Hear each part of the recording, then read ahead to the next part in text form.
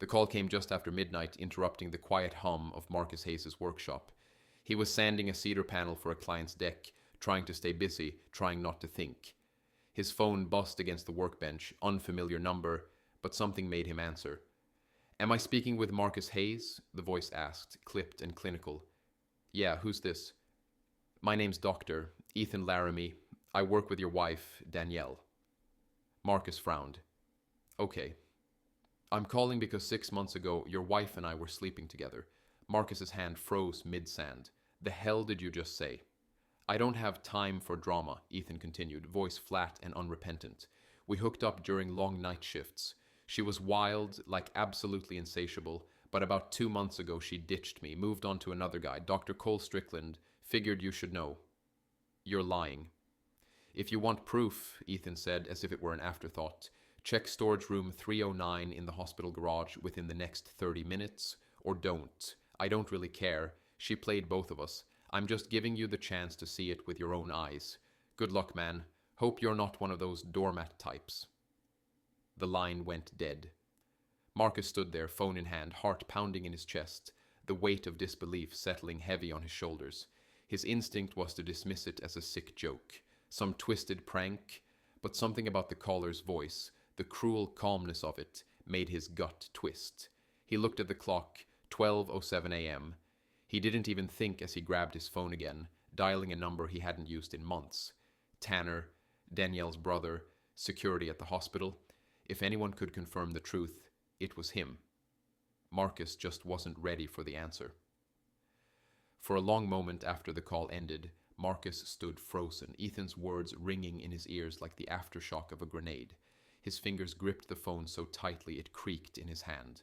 The idea that Danielle could be unfaithful, was unfaithful, with not just one man but two, was so foreign to him it felt almost laughable.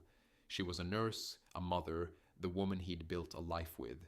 They had a home, a daughter, years together. He knew her, didn't he? His first instinct was to throw his phone across the room, smash it against the wall, and pretend he never picked it up.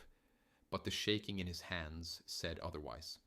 Something in Ethan's voice, smug, sure of himself, not angry, just done, made him believe the bastard, or at least believe that he believed it.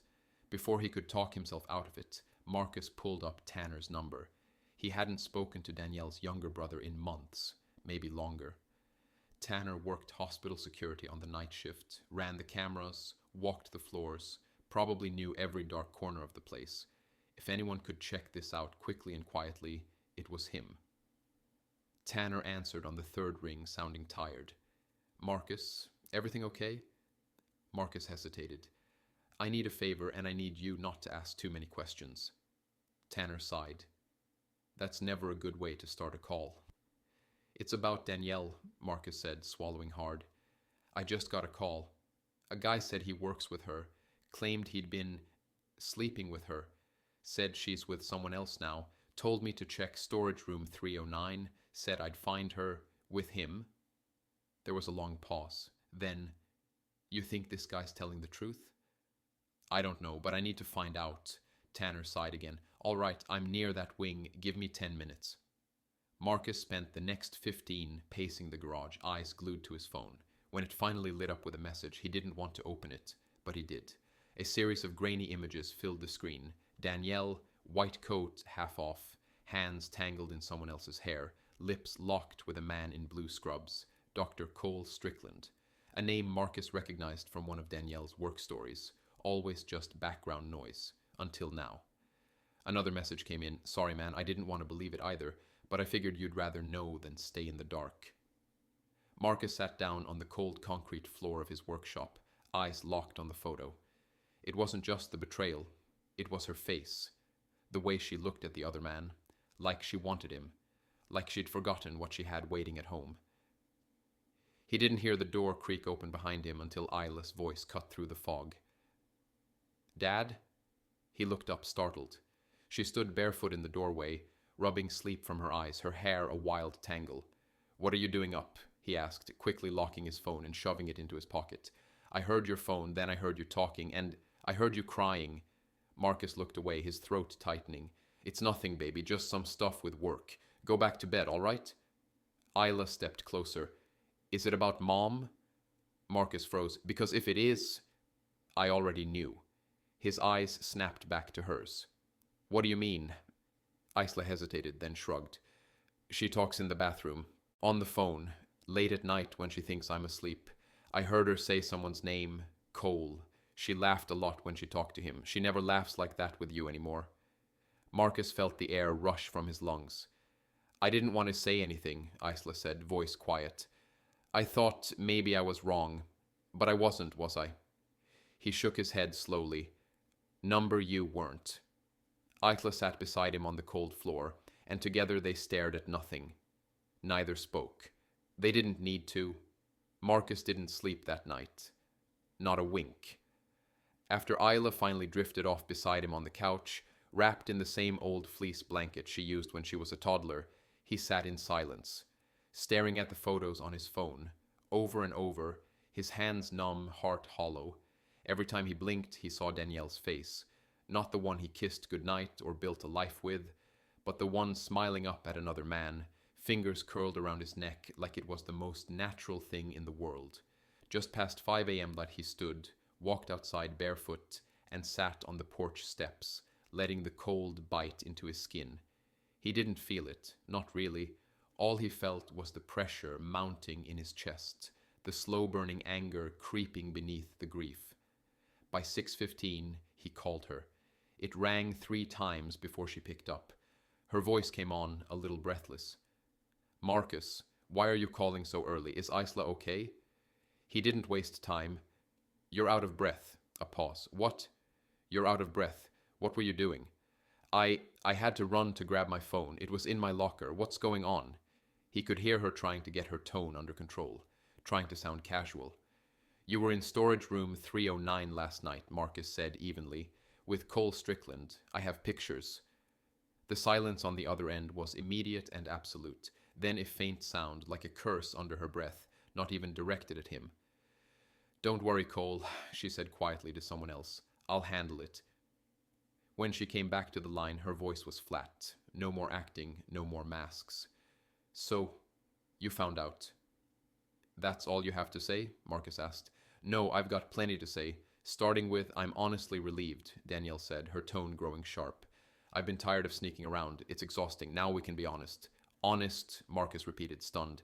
Yes, I love you, Marcus, I do, but being a nurse is constant pressure, long hours, trauma, death. Sometimes I need an outlet. Cole was just that, an outlet. It doesn't mean I love you less or care about Isla less. You just can't be everything all the time. No one can. His grip on the phone tightened. So, you betray me. And what? I'm supposed to nod and smile like it's a phase? You have 2 options, she said, her voice calm, like she was reading a script. Option 1, we keep this family intact. I stay married to you, you stay in Isla's life. I get to blow off steam when I need to, but we keep up appearances. And option 2, we divorce, Danielle said, and her tone shifted, cold, calculating. I take half of everything, the house, the savings, the car, and I go for primary custody. You'll see Isla every other weekend, maybe holidays, if I'm feeling generous. Marcus was quiet. You don't want to fight me in court, she added. Judges don't take kindly to angry unemployed veterans, especially ones with PTSD. He exhaled slowly. There it was. The trap. She'd already thought this through, moved assets, polished her narrative, weaponized the system. This wasn't impulsive, it was planned. I'm heading to a hotel after my shift, she said. Greg and I... She stopped herself. Cole, we're spending the night. We can talk when I get home tomorrow. He almost laughed at that. Talk. You'll see, Danielle said. It's easier if you just accept it. You'll be happier in the long run. Then she hung up. Marcus sat there for a long time, the silence in his house broken only by the distant hum of the fridge and Isla's soft breathing in the next room. He looked around him at the walls he'd built with his own hands, the floorboards he'd sanded smooth, the dining table he carved from reclaimed wood, and he realized she thought he'd take it, just roll over, be the good guy. She didn't know him at all.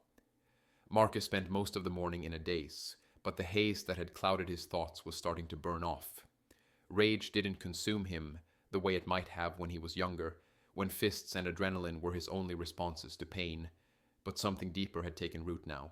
a quiet resolve, a bone-deep understanding that staying here under her roof, in this lie of a life, would crush him piece by piece.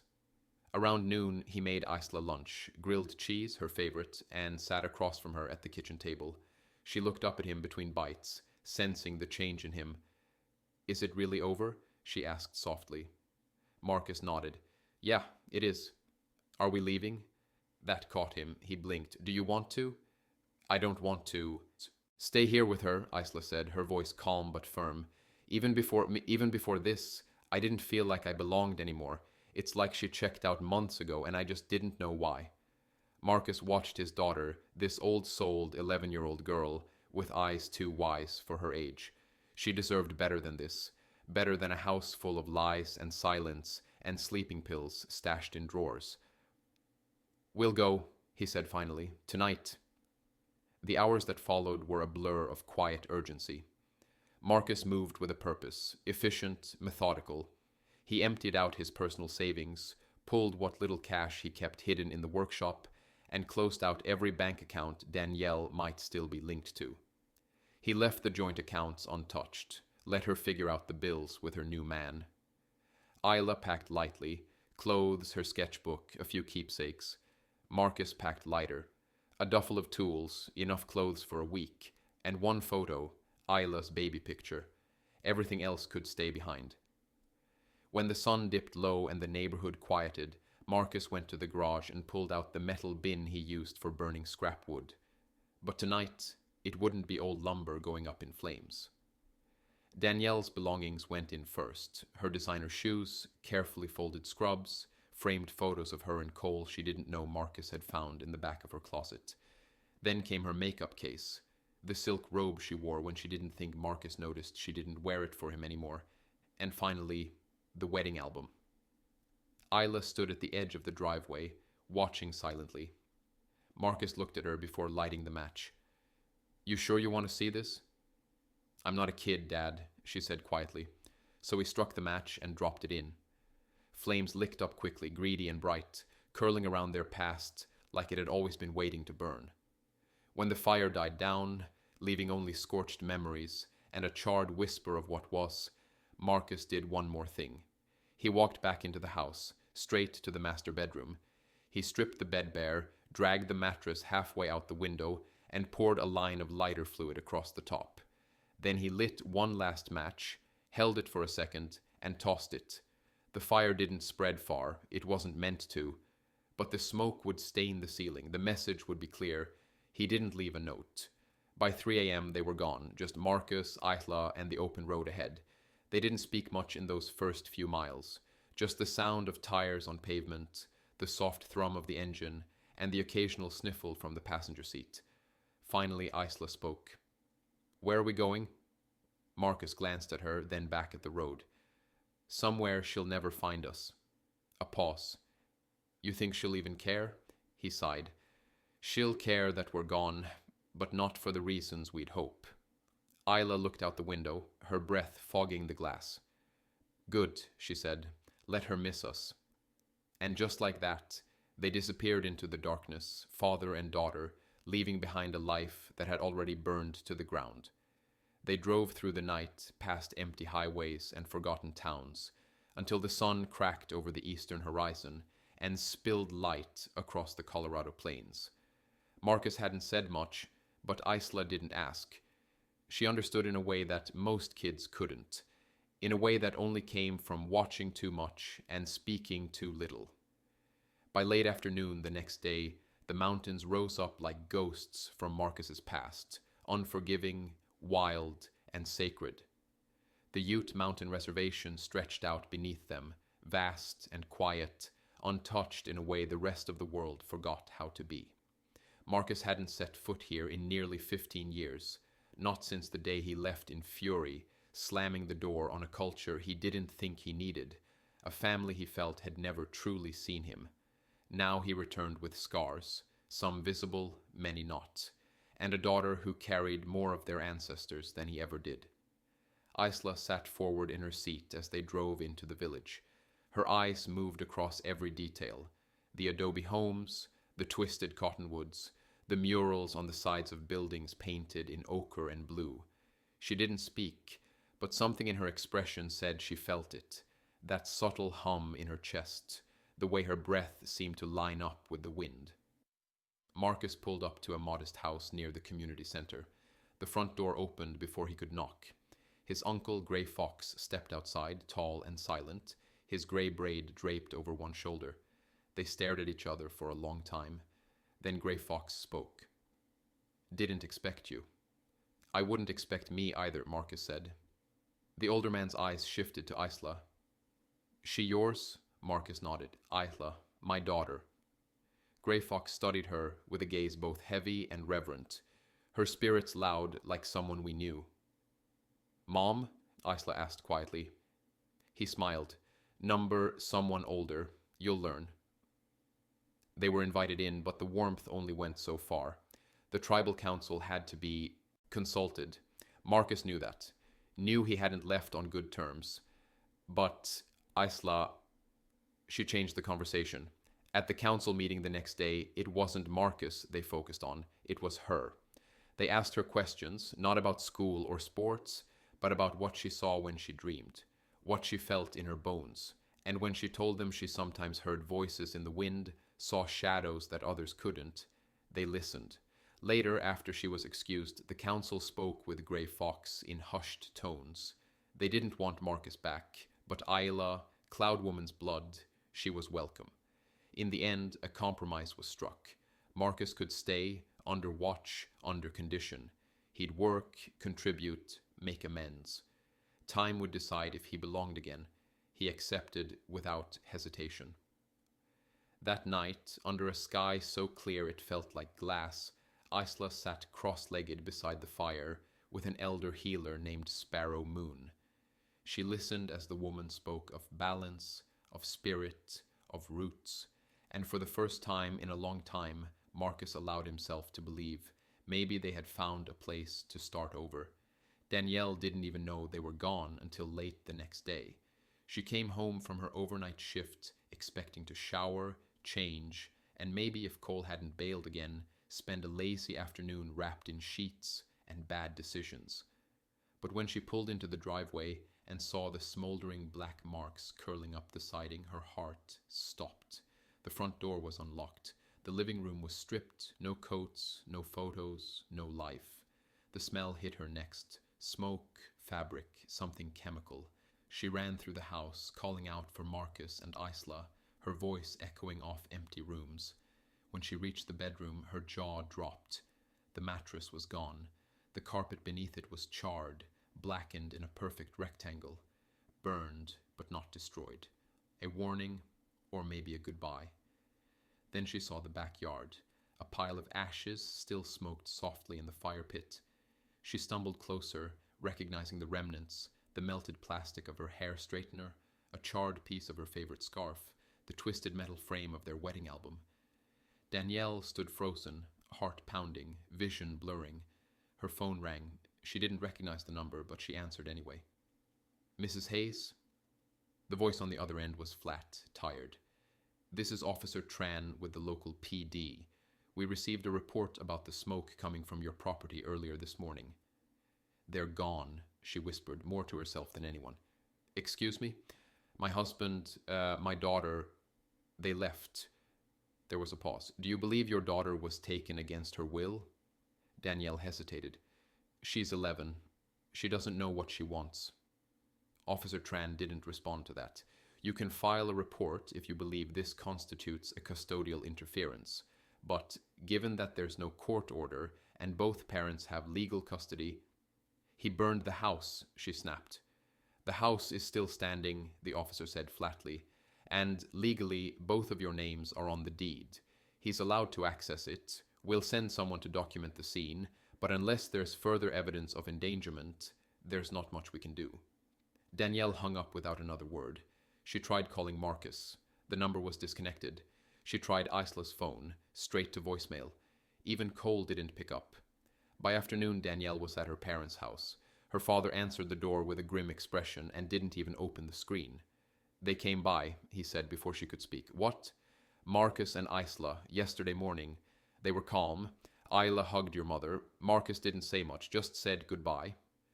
Danielle blinked, heart racing. You let them go?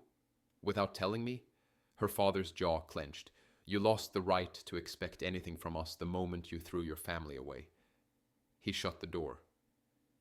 Danielle stood there for several minutes, stunned and trembling, as the cold sank in through her scrubs.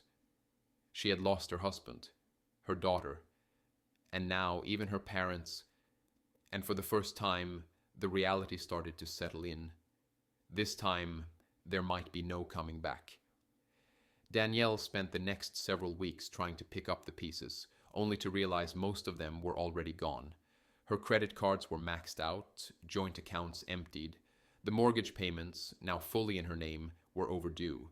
She'd assumed Marcus had just stormed off in a rage, maybe gone to stay with a friend, but the more she dug, the clearer it became. This wasn't impulsive.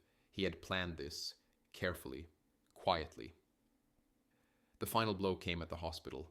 She and Dr. Cole Strickland were summoned to the administrator's office, where they were met with cold stares and printed emails from anonymous staff complaints.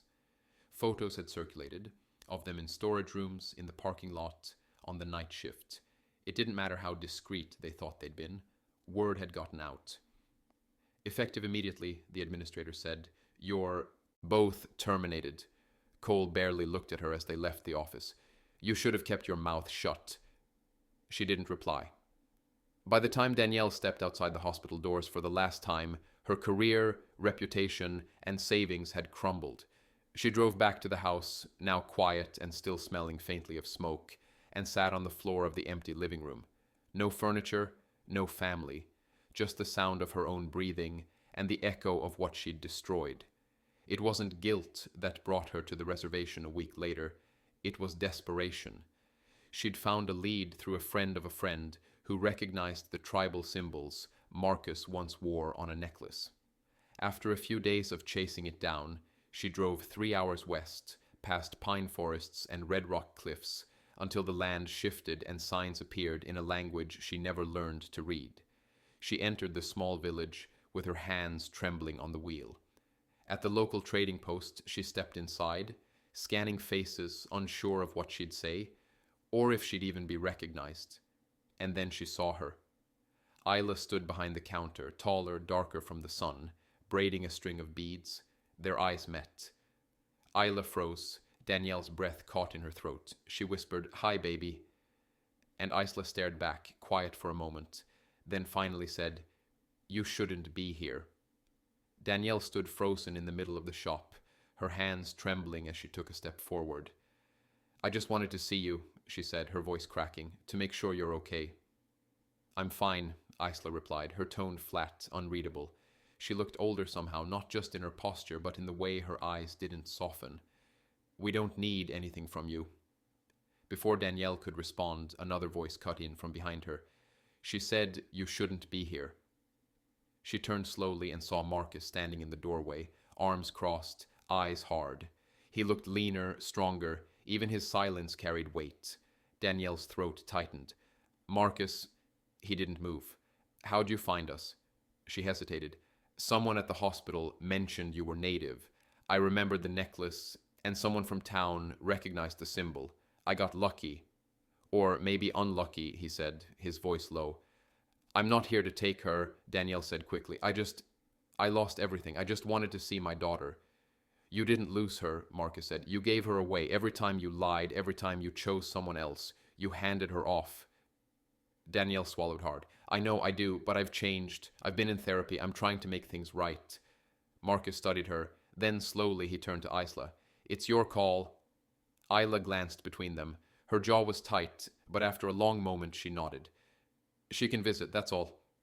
Danielle exhaled, relief washing over her in shaky waves.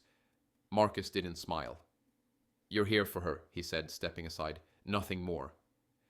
And just like that, Danielle stepped into the reservation, but not into their lives. Not really, not yet. Danielle's visits started small. An hour here, an afternoon there. She didn't push, not anymore. She showed up when Isla allowed, stayed quiet, and helped where she could. At first it was awkward. Isla barely spoke. Marcus never lingered. But slowly, something softened. Danielle learned to sweep the trading post, help Sparrow Moon with herbal bundles, and ask questions instead of pretending she knew the answers. She never stayed the night, not until one evening when a sudden storm rolled in, and Isla asked, unprompted, "You can sleep in Songbird's old room, if you want." Danielle blinked, surprised. "Are you sure?" Isla shrugged. "It's not mine to give, but I think it's okay." Marcus didn't object. He just gave a short nod and walked away. That night, while Isla slept, Danielle found Marcus sitting alone on the porch, watching the rain. She hesitated. "Thank you for not keeping her from me." He didn't look at her. "I didn't do it for you." "I know," she whispered. "I wouldn't have." They sat in silence for a while. Then she said quietly, "I ruined everything. I know I can't fix it, not really. But if there's anything left of the person I used to be, the woman you loved, I'd give anything to find her again." Marcus stared into the distance, rain trailing down the railing like veins of silver. "You're not the same," he said. "Neither am I." She swallowed hard. "But maybe that's not all bad?" He didn't answer, but he didn't ask her to leave either. So she stayed. Not as his wife, not yet, but as the woman trying to earn her way back into the home she once burned down. And for the first time, Danielle didn't feel like a stranger on sacred ground. She felt like a guest with something to prove.